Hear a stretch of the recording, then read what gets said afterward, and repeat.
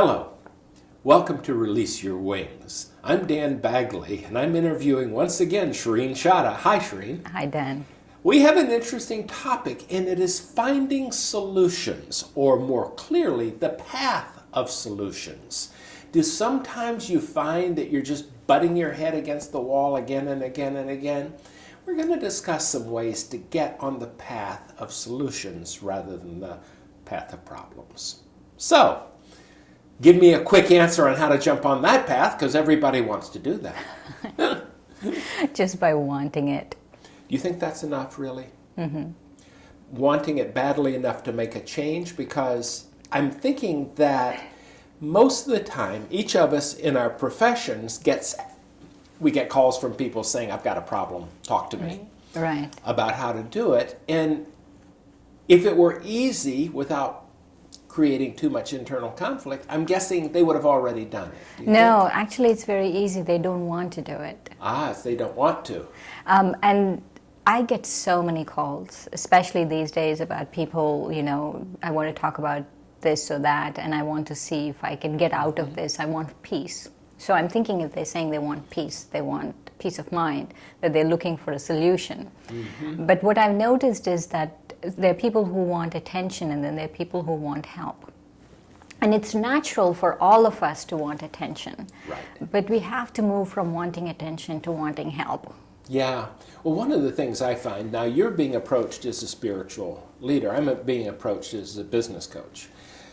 But a lot of times I think people want a solution, but they are so locked up in strategies that seem like this is the only way I can do it. Right. There's no creativity in that energy. Right. How do you break through that with them or help them break through? One of the things is even popularly, people think if you analyze, like popular psychology or whatever says that if you analyze a problem or you go into it or whatever, then you'll find a solution. But what I've noticed with my experience is like actually if you really sit in silence, that's when you find a solution. So what you're doing is trying to step outside those structures in our mind that keep us locked in as we run through the problem. And analyze and overanalyze and all of that. And what happens is we're just skimming the surface of our reasoning, our awareness. That in silence, our reasoning and awareness, there's a deeper level to it. And that deeper level of awareness and understanding will find a solution for us. I used to, in my office at the university, before I retired, had a little jar, and in the bottom was sediment. And on the back of the jar, it was just your best choice was written in Scotch tape. And I'd get people coming in, and they'd run through that thing that you're talking about. Here's the problem, and this is a problem, and this is a da-da-da-da-da-da, and their minds are going like that. And I say, I've got the answer. In fact, it's right in this jar. So all you have to do, oh man, if you really care about it, you're going to shake it up, right? And now you couldn't see anything. And I'd hold the jar and say, now the answer is going to come to you, but you have to let it settle. But of course, you've had this a long time. Let's shake it some more to show we care. And of course, the metaphor was if you don't get quiet and get intuitive, then you're going to be spinning your wheels. Right. So, it's counterintuitive to what we feel, what people tell us about analyzing, but it's counterintuitive, but really silence and peace, you really find a solution. Yeah. And I feel like you should want it. We have to go beyond people just wanting to listen to us, that people should listen to us, or I want someone's attention. We should go beyond all of that. Because if my life is hurting right now, I have to do something about it. Otherwise, it's really masochistic not to do something about it. And you shouldn't, it shouldn't be that you go to someone who's going to encourage your masochism. Just, they're not listening, so they're not whatever. But, it's sometime you have to say that, no, it's not just about listening. I need to find a solution to this because I need to go beyond. Which takes a certain level of honesty, because if we want a solution, sometimes we'll block the path of solution by trying to look good self-justify in the explanation. Yes, actually, what I've noticed is people want, if they are not able to get attention with their grand accomplishments, then they want attention with their problems. And so sometimes we are invested in not finding a solution because my problem is making me have attention. I'm getting attention because of my problem. And it's good to notice all of this about yourself. It's good to be aware of all of this because this kind of awareness really brings us on the path of solutions. So here's something we might ask, each of us might think about this. If our pathology, if our problem, our systemic problem, ongoing problem, is the most interesting thing about us, then we're in really a horrible place. Right. Because, and we can tell this by how we introduce ourselves. Right. In other words, let me tell you, nice to meet you. Did you know that I just went through a divorce? Or did you know that I just, whatever it is that I'm struggling with, all of those things are saying, let's talk about my pathology. Because then, by the way, we can get pity. Right. And we can get attention. Right. And maybe we can get help. Who knows? Right. But in our discussion before this, I picked up a little bit of a frustration is not exactly the right word, a little bit of going, why do people keep doing this and the following week they bring up the same old story? Right. And I get people who call me every week with the same problem and I'm thinking, did you apply some of the meditation techniques we spoke about last week? And No. they say no. So maybe it is, I hate to say it this way, too much trouble to get out of our mess? Is that what, or you think they really just want to stay I really think that people don't know. Don't know they can get out. They don't know that it's not useful to sit in the problem. They don't know that it's really simple to get out of the problem. Right. It's much more simple. Our lives are actually a lot more simple. We make it a lot more complicated. I think we mistake complex for complicated. I think if I'm complicated, then I'm a complex human being. But actually, for you to be a complex human being, you don't need to have complicated problems. So usually the problems come down to, I'm guessing in general, the desire to be liked or approved, the desire for control, the desire for safety and security. Right. I can't think of anything else unless you took, which is a variation on some of these, the desire to be special, which is a form of approval, but not exactly, special and different. But let's just take the big three, the desire for approval. So if they're asking you the same question, maybe they're just asking you for approval. Right. They have my love. They really do. Yeah. They have my good wishes, and I hope that comes across. But I was thinking about all of these things, and I was thinking the bottom line is there is an expectation. Not from me, from whatever their problem is. Right. From me, whatever the expectation is, hopefully, I'm giving it. But from the problem or the situation, let's say they're having an issue with their husband or coworker or whoever, there is an expectation, and I feel that we have to go from expecting to accepting. And so I have to accept.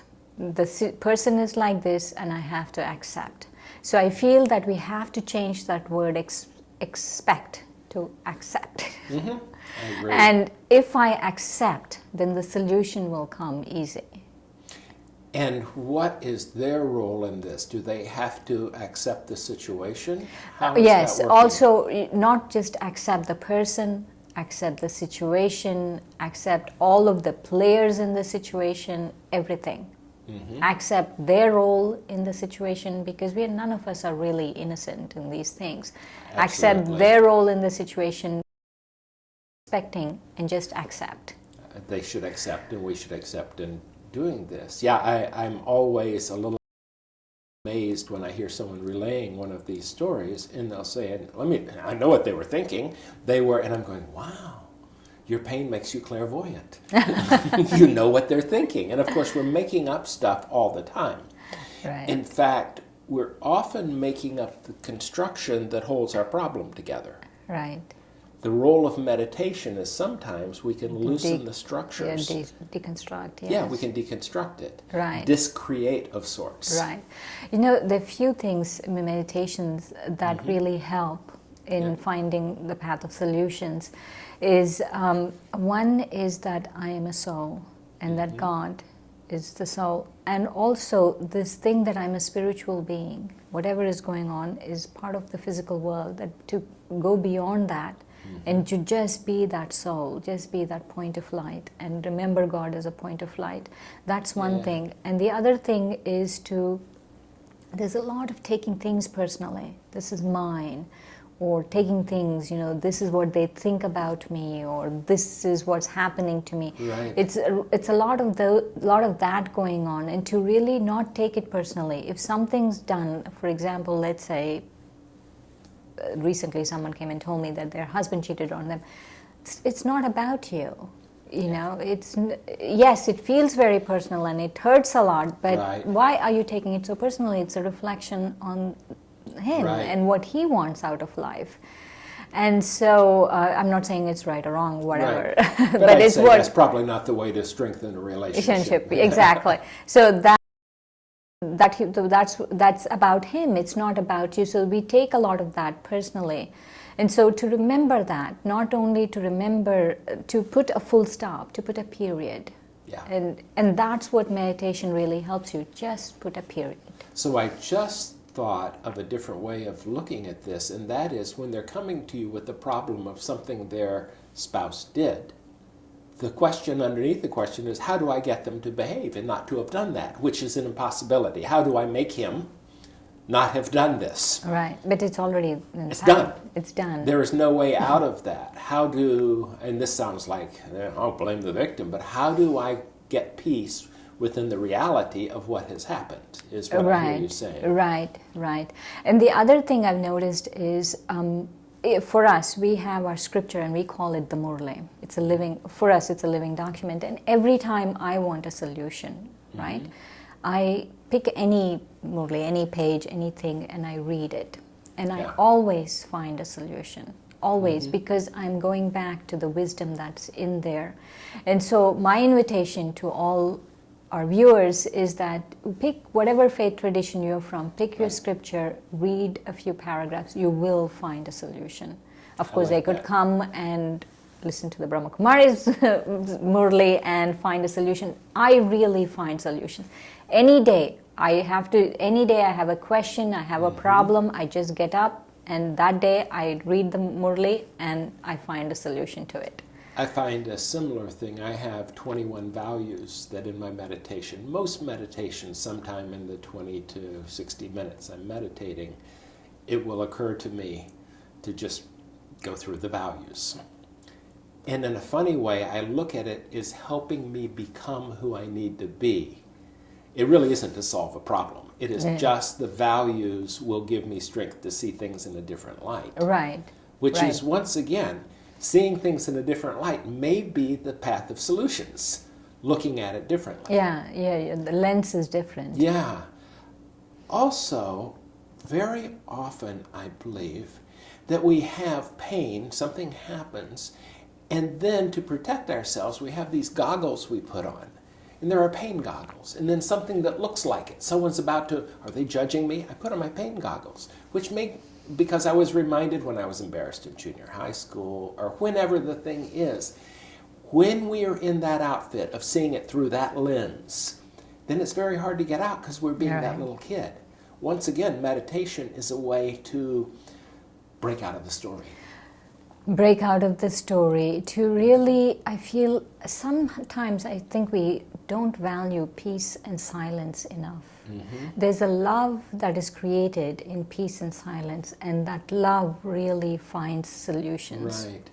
And I think we should value that more, instead of valuing the same approach to problems that we have had before, that we have to change our value system and say, no, let me value this now and see if I can really do this and find a solution to this. So maybe returning to the core values of what we want is one way to relax the illusions that are holding us stuck. Right. In that sense, I like that. It breaks us out of the story and it moves us to a better way of finding solutions. Well, I've learned something in this. Thank you, Shireen. Thank you, Dan. And thank you for joining us. Goodbye.